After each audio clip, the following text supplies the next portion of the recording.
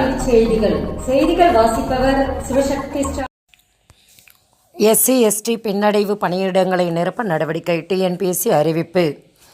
தாழ்த்தப்பட்ட மற்றும் பழங்குடியினருக்கான பின்னடைவு காலி பணியிடங்களை நிரப்ப நடவடிக்கை எடுக்கப்பட்டு வருவதாக தமிழ்நாடு அரசு பணியாளர் தேர்வாணையம் தெரிவித்துள்ளது.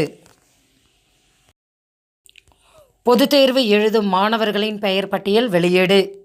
தமிழகத்தில் +1 10ஆம் வகுப்பு 12ஆம் வகுப்பு மாணவர்களுக்கான பெயர் பட்டியல் வெளியிடப்பட்டுள்ளன. இதில் ஏதேனும் திருத்தங்கள் இருந்தால் நவம்பர் 15 முதல் 22ஆம் தேதி முதல் மேற்கொள்ளலாம். மேலும் விவரங்களுக்கு www.tg.in.government.in என்ற இணையதளத்தை பார்க்கலாம். கல்வி உதவித்தொகைக்கான ஊரக திறனாய்வு தேர்வுக்கு மாணவர்கள் நவம்பர் 22ஆம் தேதிக்குள் விண்ணப்பிக்கலாம். கல்வி உதவித்தொகைக்கான ஊரக திறனாய்வு தேர்வு டிசம்பர் 14ஆம் தேதி நடைபெற உள்ளது. மாணவர்கள் நவம்பர் 22ஆம் தேதிக்குள் விண்ணப்பிக்க வேண்டும் என அறிவுறுத்தப்பட்டுள்ளன. மேல விவரங்களுக்கு www.dg.in.government.in என்ற இணையதளத்தை பார்க்கலாம். பள்ளிகளில் மாணவர் மனசு புகார் பெட்டி.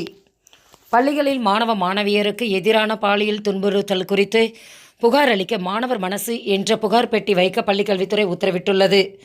பள்ளிகளில் மாணவ மாணவியருக்கு எதிரான பாலியல் துன்புறுத்தல் குறித்த புகார்களை 144117 அல்லது 1098 என்ற கட்டணமில்லா தொலைபேசி எண்களில் தெரிவிக்கலாம்.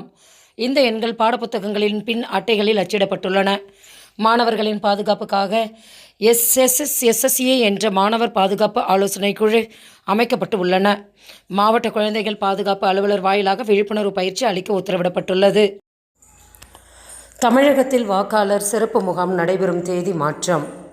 தமிழகத்தில் வாக்காளர் பட்டியலில் பெயர் சேர்த்தல், நீக்கல், முகவரி பெயர் மாற்றம் உள்ளிட்ட திருத்தங்களை மேற்கொள்ளும் வாக்காளர் சிறப்பு முகாம் நவம்பர் மாதம் 9 மற்றும் 10 மற்றும் 23 மற்றும் 24 ஆகிய தேதிகளில் நடைபெறும் என முன்னர் அறிவிக்கப்பட்ட நிலையில் தற்போது நவம்பர் மாதம் 16, 17 மற்றும் 23, 24 ஆகிய தேதிகளில் நடைபெறும் என தெரிவிக்கப்பட்டுள்ளன. செய்திகள் நிறைவடைந்தன. வணக்கம்.